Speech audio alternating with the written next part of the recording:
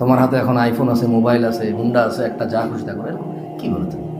এই না, তোমার দাদা মারা গেছে 30 বছর আগে, তোমার দাদি এখনো জামাই ছাড়া আছে, তুমি দেখো না ওর যৌবন কাজ করে না, ওর যৌবন লাগবে না।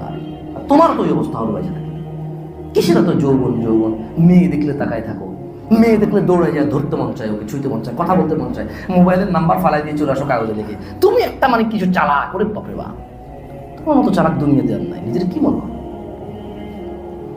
হ্যাঁ, তুমি দেখো না তোমার জেঠা মারা গেছে 40 বছর আগে, তোমার জেঠি আম্মা এখনো বেঁচে আছে, বিয়ে করেনি আর একটা, দেখছো ওর যৌবন প্রয়োজন ছিল না, 2-3টা বাচ্চা আছে, এগুলো এসে জীবনটা কাটাই দিছে এদের দিকে তাকায়।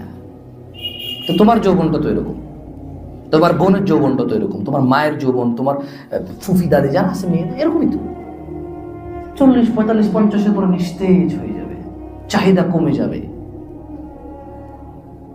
এটাতে